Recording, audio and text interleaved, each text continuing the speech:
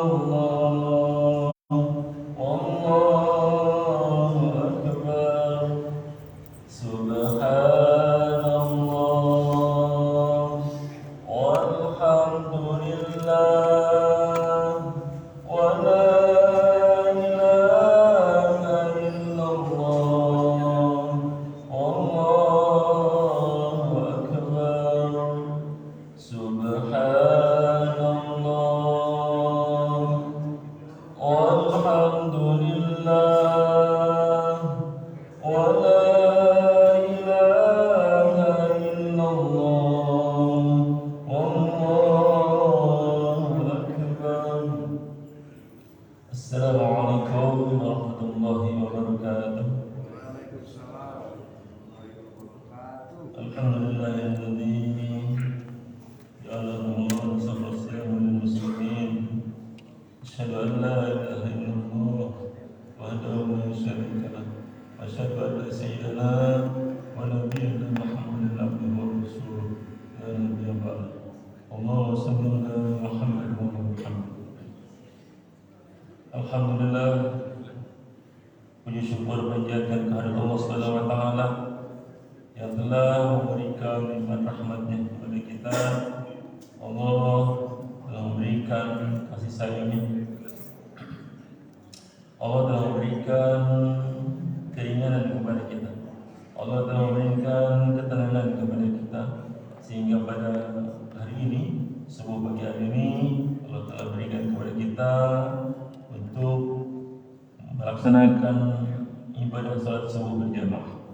Mudah-mudahan salat subuh berjamaah ini diterima oleh Allah Subhanahu wa taala. Juga saum kita mudah-mudahan diterima oleh Allah Subhanahu wa taala. Ilmu yang kita dapatkan selama bulan Ramadan atau selama di tanggal 1 sampai sekarang dapat ilmu, mudah-mudahan bisa manfaatnya. Allah terima ibadah kita, ibadah sunnahnya dan ibadah wajibnya. Mudah-mudahan kita diberikan kekuatan untuk melaksanakan ibadah saum yang di bulan ini, tahun ini. Salawat dan salam semoga dilimpahkan kemuliaan kita Nabi besar Muhammad sallallahu alaihi wasallam, keluarganya, para sahabatnya dan para pengikutnya yang setia bersama. Jamaah salat subuh yang sama-sama dengan Allah Subhanahu wa taala. Alhamdulillah, kajian suruh pada pagi hari ini, Ahad hari ini, Ustaz Ingin Wardaya untuk menyampaikan materinya, membuka dari kitab Tanubus. Alhamdulillah sudah ada di depan kita. Mudah-mudahan kita mendapat ilmu yang bermanfaat. Baik, ibu-ibu dan bapak-bapak, kita awali dengan menjalankan doa. Rabbi zidni ilman warzuqni fahman. Kepada Ustaz Ingin Wardaya SPD MPD, waktu dan tempat dipersilakan.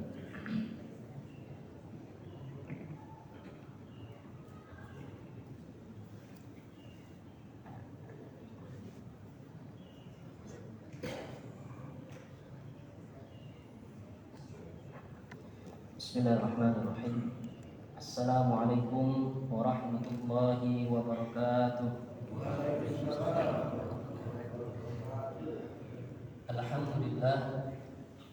Alhamdulillahilladzi ja'ala Ramadan syahrul siyam wa syahrul qiyam wa syahrul Qur'an, syahrul tazkiyah wa syahrul tadhiyah wa syahrul tarbiyah.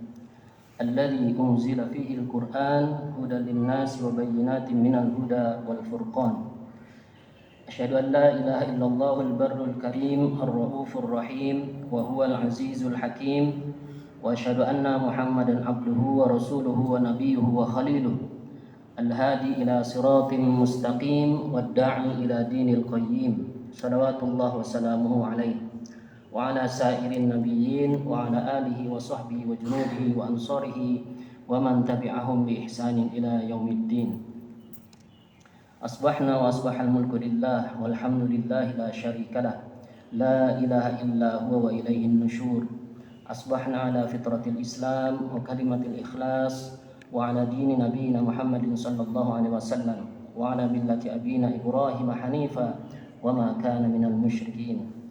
اللهم أنت ربنا لا إله إلا أنت خلقتنا ونحن عبدك ونحن على عهدك ووعدك ما استطعنا نعوذ بك من شر ما صنعنا نبوء لك بنعمتك علينا ونبوء بذنبنا فاغفر لنا فإنه لا يغفر الذنوب إلا أنت اللهم علمنا ما ينفعنا وانفعنا بما علمتنا سبحانك لا علم لنا إلا ما علمتنا إنك أنت العليم الحكيم اللهم إنا نسألك علما نافعا ويقينا صادقا وعملا متقبلا ورزقا حلالا طيبا اللهم فقهنا في الدين وعلمنا التأويل برحمتك يا أرحم الراحمين.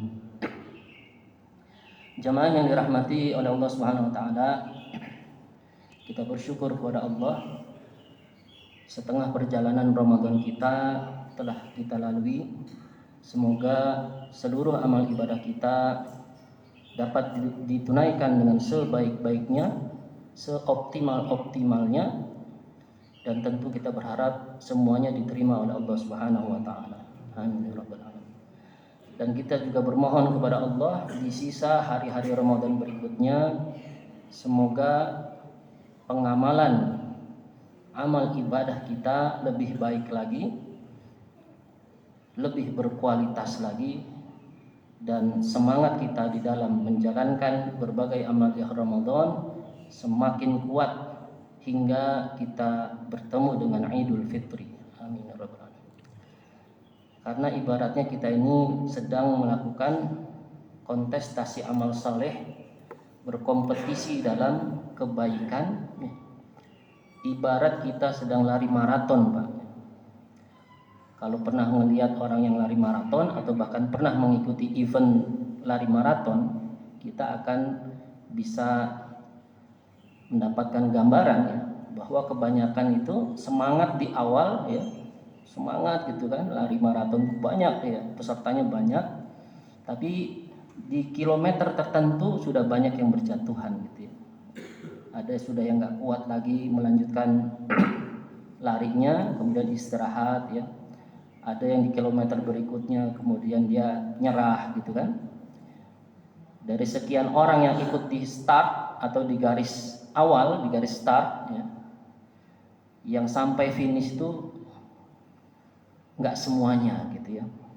Maka analoginya sama seperti kita juga di dalam berkompetisi di Ramadan ini.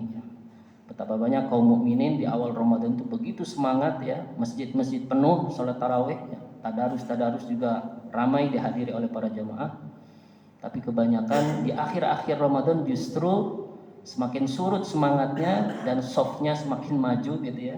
Tarawihnya semakin maju, tadarusnya juga semakin sedikit yang hadir dan seterusnya. Nah, ini jangan sampai terjadi kepada diri kita gitu ya. Sebab apa?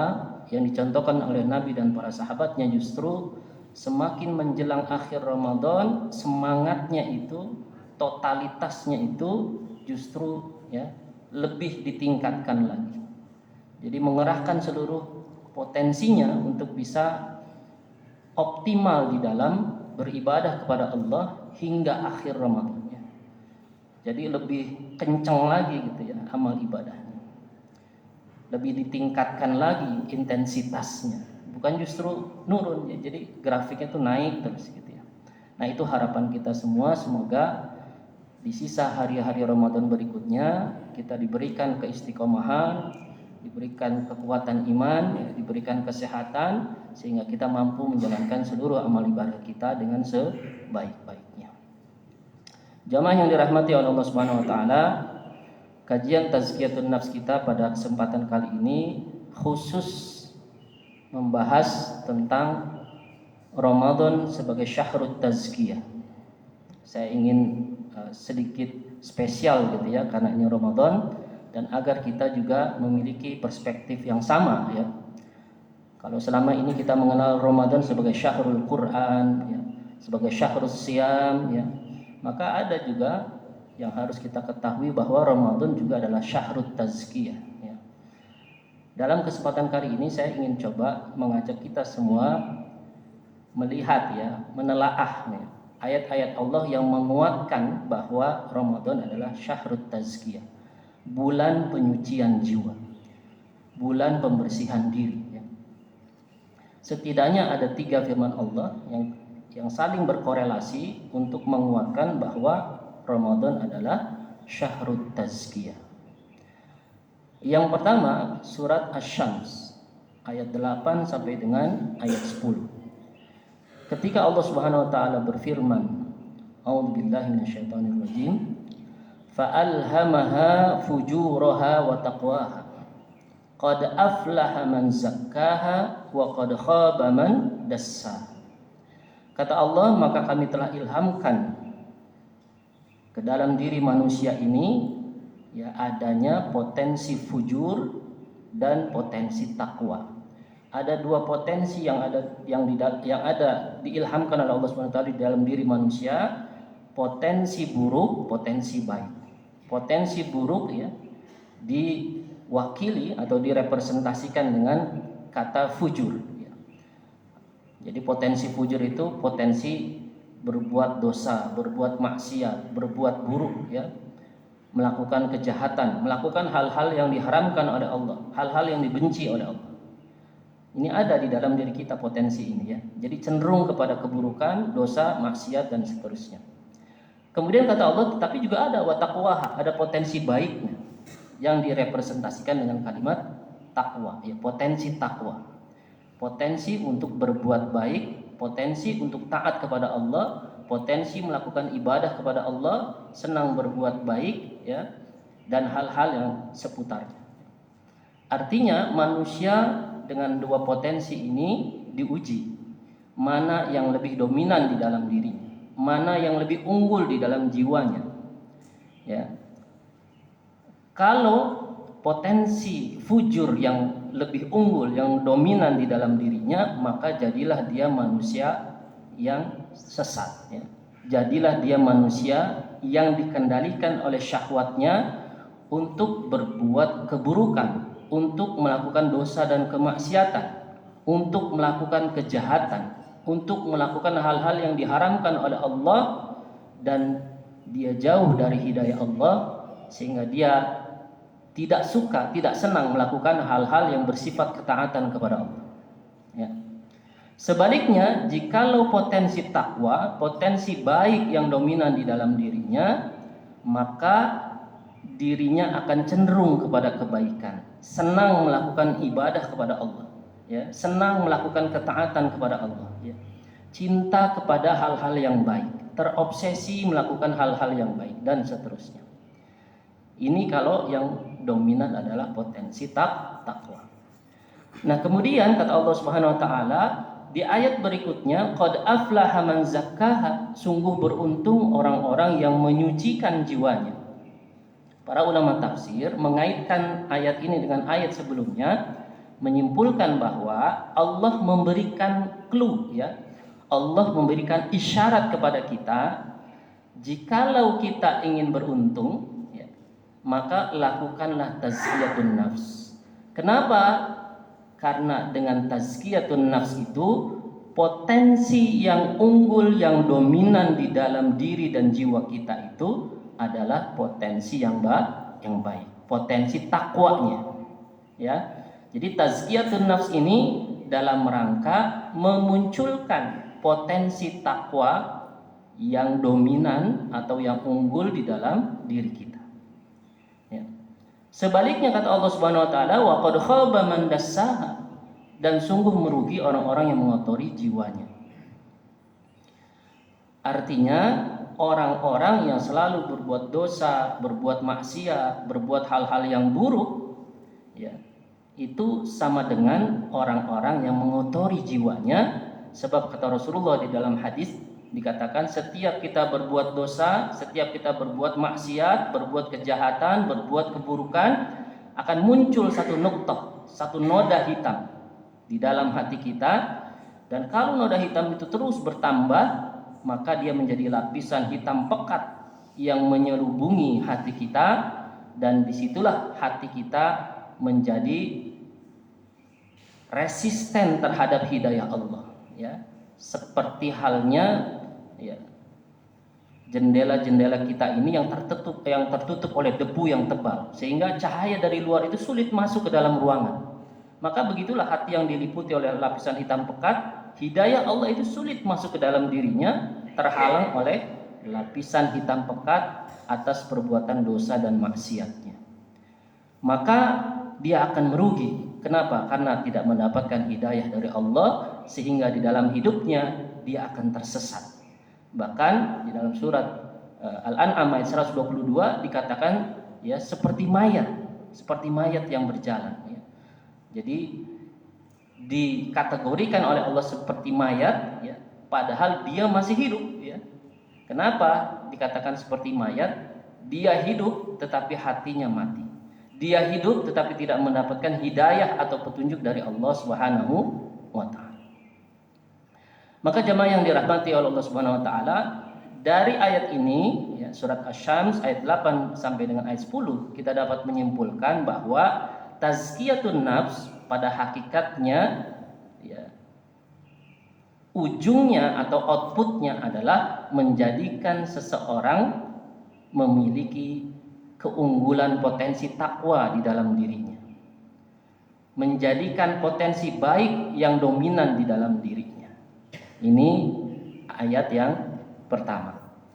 Yang kedua, silakan nanti kita buka di surat Al-Baqarah ayat 21. Ketika Allah Subhanahu wa taala berfirman,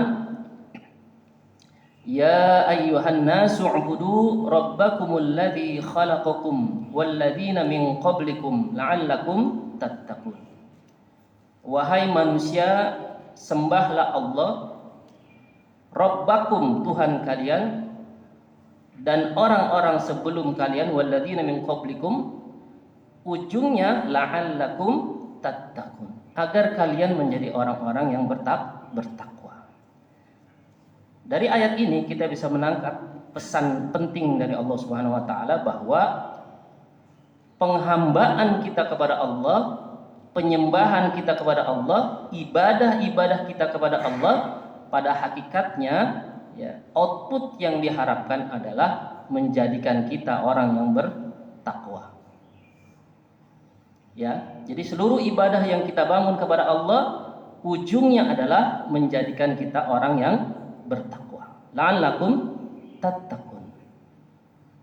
Nah, makanya ketika kita mengkorelasikan ayat yang pertama tadi, surat Asy-Syams 8 sampai dengan 10, korelasinya dengan surat Al-Baqarah 21, ujungnya sama, yaitu takwa.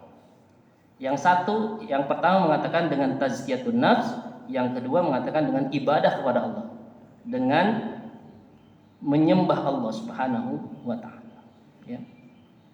Nah, makanya di dalam kitab Al-Mustakhlas fi Tazkiyatil Anfus dikatakan oleh Syekh Said Hawa bahwa inna tazkiyatal qulubi wan nufusi innama takunu bil ibadat wa naw'in minal a'mal idza uddiya dzalika ala kamalihi wa tamamihi. Jadi kata Syekh Said Hawa, yang sebenarnya beliau juga ini mengutip ya kalimat dari Imam Al-Ghazali, karena kitab ini adalah ringkasan dari kitab Ihya Ulumuddin Imam Al-Ghazali ya. Jadi kata beliau bahwasannya ya, sesungguhnya inna tazkiyatal qulub, sesungguhnya penyucian hati, wan nufus, dan juga jiwa, innama takunu bil ibadat, hanyalah dapat diwujudkan bil ibadat, dengan berbagai ibadah, wa nau'in minal a'mal, dan amalan-amalan tertentu, idza uddiya dzalika ala kamalihi wa tamamihi, ketika menunaikan hal tersebut, penunaian hal tersebut ya, yaitu al-ibadat wa nau'in minal a'mal, yaitu ditunaikan dengan sempurna, ala kamalihi wa tamamihi, sempurna dan memadai. Ya, atau sederhananya mengamalkan berbagai ibadah itu dan amalan-amalan tertentu yang mempercepat sebagai katalisator dalam tazkiyatun nafs itu dengan sebaik-baiknya, maka hasil tazkiyatun nafsnya itu ya akan kita peroleh dengan baik gitu ya. Dan hasilnya apa? Tadi yaitu takwa. Nah, sehingga kalau kita kaitkan dengan surat Al-Baqarah 21, maka kita dapat menyimpulkan kenapa beliau mengatakan ya innama takunu bil ibadat ya.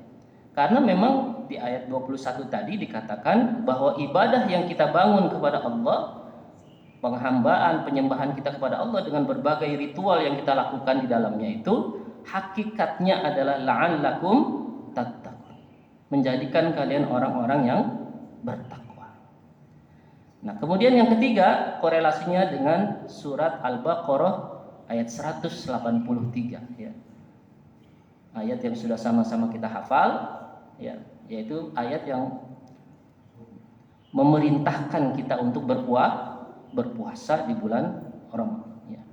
Kata Allah Subhanahu wa taala, ya ayyuhalladzina amanu kutiba alaikumusiyam kama kutiba alal ladzina min qablikum la'allakum tattaqun. Ujungnya sama, bahkan secara redaksi mirip dengan ayat 21 ya.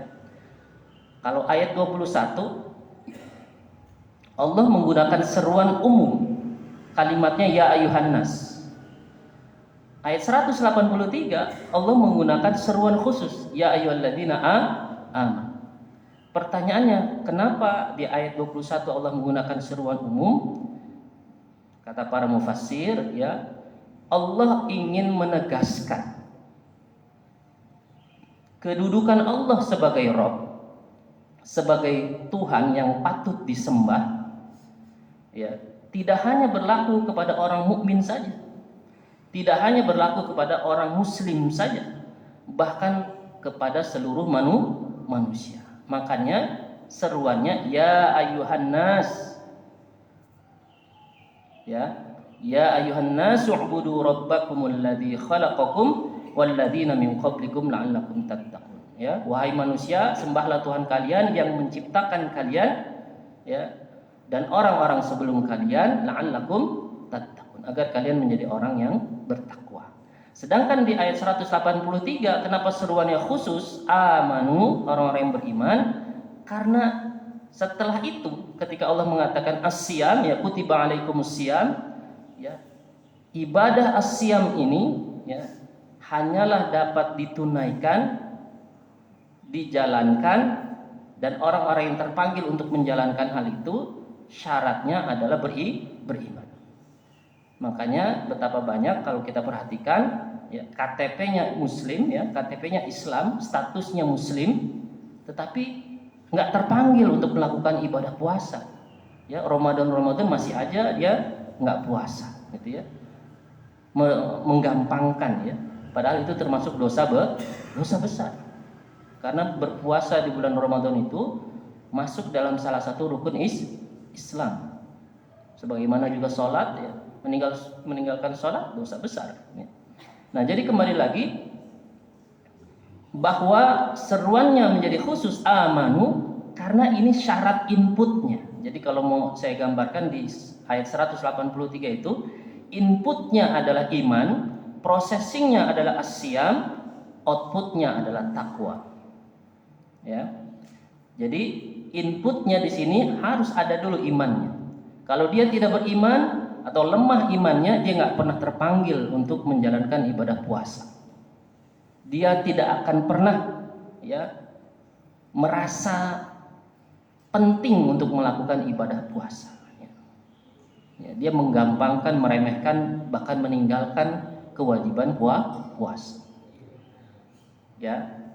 Nah, perhatikan as-siyam ya, outputnya adalah takwa. Jadi dengan ibadah siyam, ibadah puasa, Allah berharap meminta kita dengan ibadah itu nantinya bisa menjadi orang-orang yang bertakwa. Mari kita kaitkan dengan ayat-ayat yang sebelumnya tadi ya. Tazkiyatun nafs menghasilkan takwa. Berbagai ibadah menghasilkan takwa ya. Begitu juga as-siyam menghasilkan takwa. Maka kalau kita ingin mengkorelasikan ketiga ayat ini, kesimpulannya adalah as-siyam ini ya adalah bagian dari al-ibadat tadi ya. Jadi kalau mau dibikin ruang lingkup ya, yang ruang lingkup yang paling besarnya itu yaitu tazkiyatun nafs ya, penyucian jiwa. Dan di dalam tazkiyatun nafs itu terdiri dari dua hal. yaitu al ibadat, berbagai ibadat, wa nau'in minal a'mal, dan amalan-amalan tertentu. Ya, kalau nanti ada yang bertanya yang dimaksud dengan